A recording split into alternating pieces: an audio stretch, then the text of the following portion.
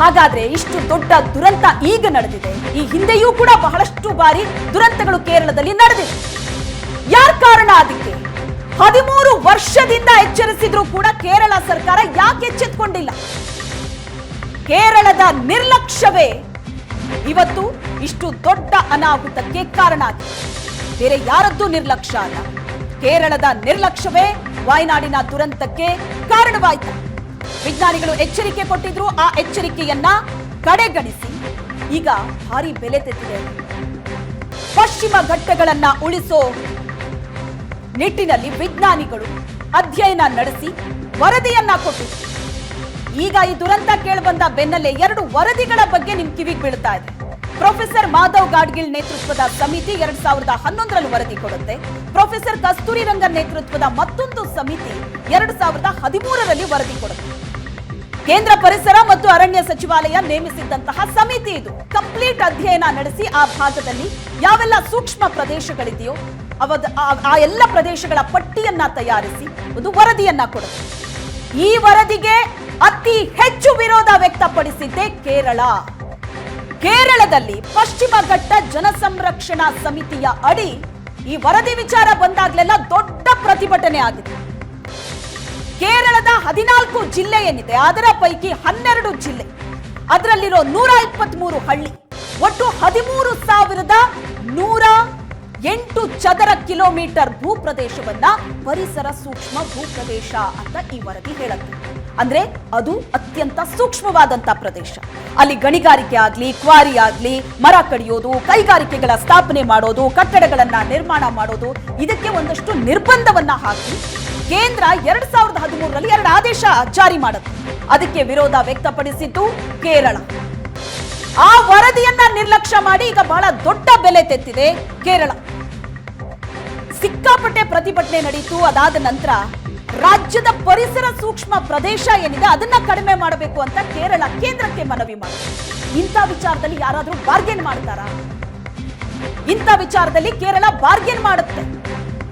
ಆ ಮನವಿಗೆ ಕೇಂದ್ರ ಸ್ಪಂದಿಸುತ್ತೆ. 13,100 ಅಡಿ ಚದರ ಕಿಲೋಮೀಟರ್ ವ್ಯಾಪ್ತಿಯಲ್ಲಿ 3,100 ಚದರ ಕಿಲೋಮೀಟರ್ ಪ್ರದೇಶ ಕೈಬಿಡುತ್ತೆ. ಅಲ್ಲಿ ಉಳಿದಿರೋದು 9,994 ಚದರ ಕಿಲೋಮೀಟರ್ ಭೂಭಾಗ, ಅದನ್ನ ಸೂಕ್ಷ್ಮ ಪ್ರದೇಶ ಅಂತ ಘೋಷಣೆ ಮಾಡ್ತಾರೆ. ಅದರಲ್ಲಿ 9,000 ಚದರ ಕಿಲೋಮೀಟರ್ ಅರಣ್ಯ ಪ್ರದೇಶನೇ ಇದೆ. ಇನ್ನು ಉಳಿದಿರೋದು ಒಂದು 890 ಚದರ ಕಿಲೋಮೀಟರ್ ಅರಣ್ಯೇತರ ಪ್ರದೇಶ, ಅಂದ್ರೆ ಜನರು ವಾಸವಾಗಿದ್ದಂತ ಪ್ರದೇಶ. ಅಲ್ಲಿ ಹೊಲ ಗದ್ದೆಗಳಿತ್ತು, ರೈತರು ಅಲ್ಲಿ ಕೃಷಿಗಳನ್ನ ಮಾಡ್ತಾ ಇದ್ರು. ಒಟ್ಟಿನಲ್ಲಿ ಜನವಸತಿ ಇದ್ದಂತಹ ಪ್ರದೇಶ ಕೇವಲ 887. ಈ ವಿಚಾರದಲ್ಲೂ ಕೂಡ ಕೇರಳ ಬಾರ್ಗೇನ್ ಮಾಡುತ್ತೆ.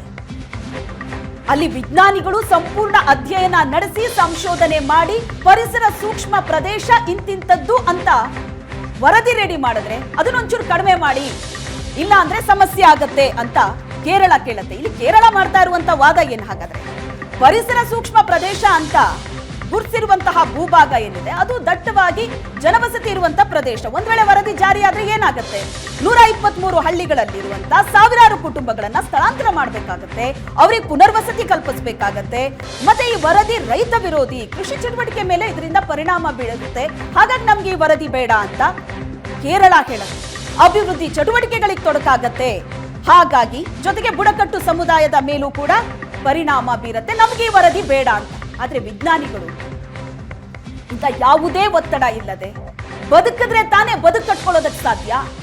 ಅಲ್ಲಿದ್ದು ಅಲ್ಲಿ ನಮ್ಮ ಜಮೀನಿದೆ, ಅಲ್ಲಿ ನಮ್ಮ ಟೀ ಎಸ್ಟೇಟ್ ಇದೆ, ನಾವು ಅಲ್ಲೇ ಬದುಕಬೇಕು, ನಮ್ಮ ಆಸ್ತಿ ಇದೆ, ನಮ್ಮ ಮನೆ ಇದೆ ಅಂತ ಕೂತ್ರೆ ನಾಳೆ ಅದೆಲ್ಲವೂ ಒಟ್ಟಿಗೆ ಮುಳುಗಿದ್ರೆ ಈಗೇನಾಗಿದೆಯಲ್ಲ ಅದೇ ಪರಿಸ್ಥಿತಿ.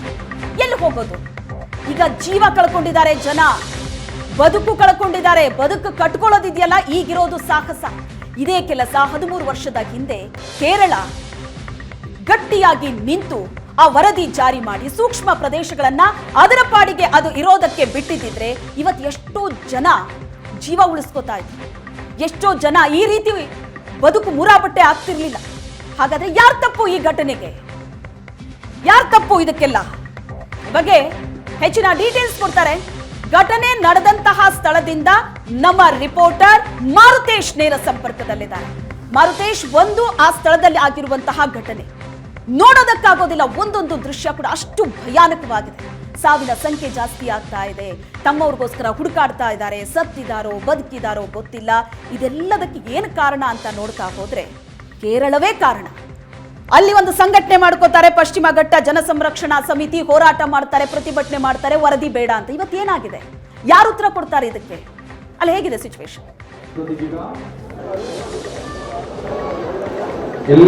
ಬಹಳ ಪ್ರಮುಖವಾಗಿ ಈ ಘಟನೆ ಆದ್ಮೇಲೆ ಒಂದಷ್ಟು ಚರ್ಚೆಗಳು ಶುರುವಾಗಿದ್ದಾವೆ. ಘಟನೆಗೆ ಕಾರಣ ಏನು ಅನ್ನುವಂತ ಚರ್ಚೆಗಳು ಹಲವು ರೀತಿಯಾದಂತಹ ಅಭಿಪ್ರಾಯಗಳನ್ನ ವ್ಯಕ್ತಪಡಿಸ್ತಾ ಇದ್ದಾರೆ, ಅವರದ್ದೇ ಆದಂತಹ ವಿಶ್ಲೇಷಣೆಗಳನ್ನು ಮಾಡ್ತಾ ಇದ್ದಾರೆ.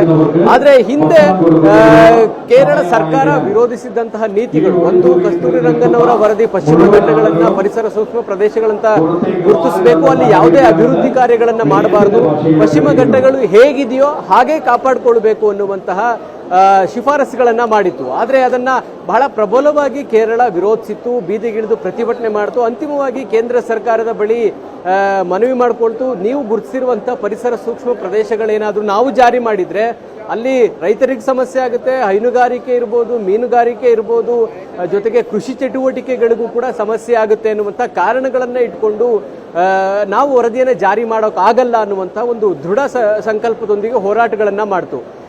ಅಂತ ಹೋರಾಟಗಳೇ ಇವತ್ತಿನ ಈ ಘಟನೆಗೆ ಕಾರಣ ಅನ್ನುವಂಥ ಚರ್ಚೆಗಳು ನಡೆದಿದ್ದಾವೆ. ಅಂದ್ರೆ ಸರ್ಕಾರವಾಗಿ ಪ್ರೊಫೆಸರ್ ಮಾಧವ್ ಘಾಡ್ಗೀಳ್ ಅವರ ವರದಿ ಇರ್ಬೋದು, ಜೊತೆಗೆ ಕಸ್ತೂರಿ ರಂಗನ್ ಅವರ ವರದಿ ಇರ್ಬೋದು, ಇದನ್ನ ಜಾರಿಗೊಳಿಸಲಿಕ್ಕೆ ಆಗದೇ ಇದ್ರೂ ಕೂಡ ಅವರು ನೀಡಿದಂತ ಒಂದು ಎಚ್ಚರಿಕೆಯನ್ನಾದ್ರೂ ಸರ್ಕಾರ ತೆಗೆದುಕೊಳ್ಬೇಕಾಗಿತ್ತು. ಒಂದು ವೇಳೆ ಪರಿಸರ ಸೂಕ್ಷ್ಮ ವಲಯ ಅಂತ ಗುರುತಿಸಲಿಕ್ಕೆ ಸಾಧ್ಯ ಆಗದೇ ಇದ್ರೆ ಅಭಿವೃದ್ಧಿ ಕಾಮಗಾರಿಗಳನ್ನ ಮಾಡೋದಕ್ಕೆ ಅವಕಾಶ ಕೊಡದೆ ಸ್ವಯಂ ನಿಯಂತ್ರಣಗಳನ್ನ ಹೇರಿಕೊಳ್ಳುವಂತ ಅವಕಾಶಗಳು ಕೇರಳ ಸರ್ಕಾರಕ್ಕೆ ಇತ್ತು. ಆದ್ರೆ ಅದನ್ನು ಕೂಡ ಮಾಡದೆ ಈಗ ಏನು ಘಟನೆ ಆಗಿದೆ, ಚೂರಲ್ಮಲ ಇರ್ಬೋದು, ಮುಂಡಕ್ಕೈ ಇರ್ಬೋದು, ಅಲ್ಲೆಲ್ಲ ಹೆಚ್ಚಿನ ಪ್ರಮಾಣದಲ್ಲಿ ಪ್ರವಾಸೋದ್ಯಮದ ನೆಪವನ್ನ ಇಟ್ಕೊಂಡು ಹೆಚ್ಚು ರೆಸಾರ್ಟ್ಗಳು, ವಿಲ್ಲಾಗಳು ಎಲ್ಲವೂ ಕೂಡ ಶುರುವಾಯಿತು. ಅದರ ಪರಿಣಾಮ ಇವತ್ತು ಕೇರಳ ಎಂಥದ್ದೊಂದು ದುರಂತವನ್ನ ಎದುರಿಸ್ತಾ ಇದೆ ಅನ್ನೋದು. ಅಂದ್ರೆ ಪರಿಸರ ಸೂಕ್ಷ್ಮ ವಲಯ ಅಂತ ಘೋಷಣೆ ಮಾಡಿದ ಕೂಡಲೇ ಇಂಥ ಘಟನೆಗಳು ನಡೆಯಲ್ವಾ ಅಂತ ಅಲ್ಲ. ಸರ್ಕಾರ ಸುಮಾರು 123 ಹಳ್ಳಿಗಳು ಪರಿಸರ ಸೂಕ್ಷ್ಮ ವಲಯದ ವ್ಯಾಪ್ತಿಗೆ ಬರುತ್ತೆ ಅಂದಾಗ ಅಂಥವ್ರಿಗೆ ಪುನರ್ವಸತಿ ಕಲ್ಪಿಸೋದು ಕೂಡ ಸರ್ಕಾರವಾಗಿ ಒಂದು ದೊಡ್ಡ ಸವಾಲು ಕೂಡ ಇದೆ. ನಮ್ಮಲ್ಲೂ ಕೂಡ ಕಸ್ತೂರಿ ರಂಗನ್ ವರದಿಯನ್ನ ಮಲೆನಾಡು ಭಾಗದ ಸಾಕಷ್ಟು ನಾಯಕರುಗಳಿರ್ಬೋದು, ಸಂಘ ಸಂಸ್ಥೆಗಳಿರ್ಬೋದು ಕಸ್ತೂರಿ ರಂಗನ್ ಅವರ ವರದಿಯನ್ನ ವಿರೋಧಿಸಿದಾವೆ. ಹಾಗಾಗಿ ಇದನ್ನು ಕರ್ನಾಟಕಕ್ಕೂ ಕೂಡ ಒಂದು ಎಚ್ಚರಿಕೆ. ಕಸ್ತೂರಿ ರಂಗನ್ ಅವರ ವರದಿಯಲ್ಲೂ ಕೂಡ ಸಾಕಷ್ಟು ಏರಿಯಾಗಳನ್ನ ಪರಿಸರ ಸೂಕ್ಷ್ಮ ವಲಯ ಅಂತೇಳಿ ಗುರುತಿಸಿ ಅನ್ನುವಂತಹ ಶಿಫಾರಸು ಕರ್ನಾಟಕದಲ್ಲೂ ಕೂಡ ಆಗಿದೆ. ಹಾಗಾಗಿ ತಮಿಳುನಾಡಿಂದ ಆರಂಭವಾಗಿ ಗುಜರಾತ್ನ ತನಕ ಪಶ್ಚಿಮ ಘಟ್ಟಗಳು ಇದಾವೆ. ಸೊ ಪಶ್ಚಿಮ ಘಟ್ಟಗಳು ಹೇಗಿದಾವೋ ಹಾಗೆ ಉಳಿದ್ರೆ ಒಂದಷ್ಟು ಮುಂದಿನ ಅಪಾಯಗಳನ್ನ ತಪ್ಪಿಸಬಹುದಾಗುತ್ತೆ. ಸೊ ಹಾಗಾಗಿ ಕರ್ನಾಟಕಕ್ಕೂ ಕೇರಳದ ಘಟನೆ ಒಂದು ಎಚ್ಚರಿಕೆಯ ಗಂಟೆ. ಸೊ ಇವತ್ತಿನ ಪರಿಸ್ಥಿತಿಗೆ ಈ ವರದಿಗಳ ನಿರ್ಲಕ್ಷ್ಯ ಮತ್ತು ವರದಿಯನ್ನು ಯಥಾವತ್ತು ಜಾರಿ ಮಾಡೋದಕ್ಕೆ ಸಾಧ್ಯ ಆಗದೇ ಇದ್ರೂ ಕೂಡ ಒಂದಷ್ಟು ರೆಸಾರ್ಟ್ಗಳನ್ನು ಮಾಡುವಂಥದ್ದಿರ್ಬೋದು, ಅಂಥದಕ್ಕೆಲ್ಲ ಒಂದು ಕಡಿವಾಣವಂತೂ ಸ್ವಯಂ ಪ್ರೇರಿತವಾಗಿ ಸರ್ಕಾರ ಮಾಡಬೇಕಾಗಿತ್ತು. ಆದರೆ ಮನಸ್ಸೋ ಇಚ್ಛೆ ಎಲ್ಲದಕ್ಕೂ ಅವಕಾಶ ಮಾಡಿಕೊಟ್ಟಿದ್ದೆ ಇವತ್ತಿನ ಘಟನೆಗೆ ಕಾರಣ ಅನ್ನುವಂಥದ್ದು.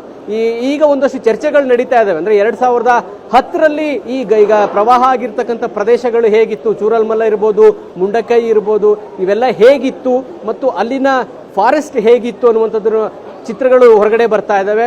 ಕಾಲಾನಂತರ ಅಂದ್ರೆ 2015, 19, 21, 24 ಈ ಇಸುವಿನಲ್ಲಿ ಏನೆಲ್ಲ ಬದಲಾವಣೆ ಆಗಿದೆ ಅಂದ್ರೆ ಇಡೀ ಅರಣ್ಯದಲ್ಲಿ ಭೂಸವಕಳಿ ಹೇಗಾಗಿದೆ ಅನ್ನೋದರ ಕುರಿತಾಗಿಯೂ ಕೂಡ ಗೂಗಲ್ ಅರ್ಥನಲ್ಲಿ ಇಮೇಜ್ಗಳು ಲಭ್ಯವಾಗ್ತಾ ಇದಾವೆ. ಅದನ್ನ ಇಟ್ಕೊಂಡು ನೋಡೋದಾದ್ರೂ ಕೂಡ ಸಾಕಷ್ಟು ಭೂಸವಕಳಿ ಉಂಟಾಗಿದೆ. ಕಾರಣ ಇದಕ್ಕೆ ಬೇರೆ ಬೇರೆ ಕಾರಣಗಳಿಗಾಗಿ ಮರಗಳನ್ನು ಕಡಿದಿರುವಂಥದ್ದಿರ್ಬೋದು, ಪ್ರವಾಸೋದ್ಯಮದ ಕಾರಣಕ್ಕಾಗಿ ಅರಣ್ಯ ನಾಶ ಮಾಡಿರ್ತಕ್ಕಂಥದ್ದಿರ್ಬೋದು. ಇದೆಲ್ಲದರ ಪರಿಣಾಮವಾಗಿ ಏನಾಗಿದೆ, ಭೂಸವಕಳಿ ಕೂಡ ಜಾಸ್ತಿ ಆಗಿದೆ. ಭೂಸವಕಳಿ ಹೆಚ್ಚಾದಷ್ಟು ನೀರನ್ನ ಹಿಡಿದುಕೊಳ್ಳುವಂತಹ ಸಾಮರ್ಥ್ಯ ಬೆಟ್ಟಗುಡ್ಡಗಳಿಗೆ ಇರೋದಿಲ್ಲ. ಹಾಗಾಗಿನೇ ಬೆಟ್ಟಗುಡ್ಡಗಳು ಈ ತರದ ನಿರೀಕ್ಷೆಗೂ ಮೀರಿ ಆದಂತ ಮಳೆಯಿಂದಾಗಿ ಭೂಕುಸಿತ ಕೂಡ ಉಂಟಾಗಿದೆ. ಸೊ ಹಾಗಾಗಿ ಯಾವುದೇ ವರದಿಗಳ ಸೂಕ್ಷ್ಮತೆಯನ್ನ ಸರ್ಕಾರಗಳು ಅರ್ಥ ಮಾಡ್ಕೊಳ್ಬೇಕು.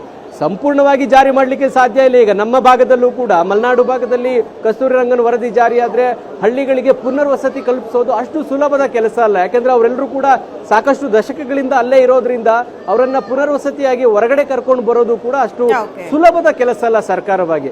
ಆದ್ರೆ ಅಭಿವೃದ್ಧಿ ಕಾಮಗಾರಿಗಳಿಗೆ ಕಡಿವಾಣ ಹಾಕುವಂತ ಕೆಲಸವನ್ನ ಆದ್ರೂ ಮಾಡಬಹುದು. ಹೆಚ್ಚು ಪ್ರವಾಸೋದ್ಯಮಕ್ಕೆ ಒತ್ತು ಕೊಡದೆ, ರೆಸಾರ್ಟ್ಗಳಾಗದೆ ಅಂಥದಕ್ಕೆ ಅವಕಾಶ ಮಾಡಿಕೊಡದೆ, ಅರಣ್ಯ ನಾಶ ಆಗದ ರೀತಿ ಕ್ರಮಗಳನ್ನು ಕೈಗೊಳ್ಳುವಂತ ಅವಕಾಶಗಳು ಸರ್ಕಾರದ ಮುಂದೆ ಇದೆ. ಹಾಗಾಗಿ ಕೇರಳ ಸರ್ಕಾರ ಆ ನಿರ್ಲಕ್ಷ್ಯ ಮಾಡಿದರ ಪರಿಣಾಮವಾಗಿ ಇವತ್ತು ಒಂದು ದೊಡ್ಡ ಭೂಕುಸಿತದ ಫಲಿತಾಂಶವನ್ನ ನೋಡ್ತಾ ಇದ್ದಾರೆ. ಸೊ ಇದು ಕರ್ನಾಟಕಕ್ಕೂ ಕೂಡ ಎಚ್ಚರಿಕೆ ಗಂಟೆ ಅಂತೇಳಿ ಭೂಗರ್ಭ ಶಾಸ್ತ್ರಜ್ಞರು ಕೂಡ ಹೇಳ್ತಿದ್ದಾರೆ, ಜೊತೆಗೆ ಪರಿಸರ ತಜ್ಞರು ಕೂಡ ಹೇಳ್ತಿದ್ದಾರೆ. ಈಗ ನಾವು ಎಚ್ಚೆತ್ತುಕೊಳ್ಳದೆ ಇದ್ರೆ ಇಂಥದ್ದೇ ಒಂದು ಅಪಾಯ. ಮಾರುತೇಶ್, ಮತ್ತಷ್ಟು ಡೀಟೇಲ್ಸ್ ಅನ್ನ ಪಡಿತೀನಿ. ಥ್ಯಾಂಕ್ ಯು ಸೋ ಮಚ್ ನಿಮ್ಮೆಲ್ಲ ಡೀಟೇಲ್ಸ್ಗೆ. ಹಳ್ಳಿ, ಊರು, ನಗರ, ದೇಶ ಅಭಿವೃದ್ಧಿ ಆಗಬೇಕು ನಿಜ, ಆದ್ರೆ ಎಲ್ಲದಕ್ಕೂ ಒಂದೇ ಫಾರ್ಮುಲಾ ಉಪಯೋಗಿಸೋದಕ್ಕಾಗೋದಿಲ್ಲ.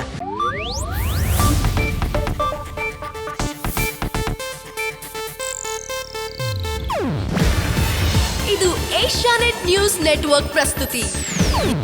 ನೀವು ನೋಡ್ತಿದ್ದೀರಾ ಏಷ್ಯಾನೆಟ್ ಸುವರ್ಣ ನ್ಯೂಸ್.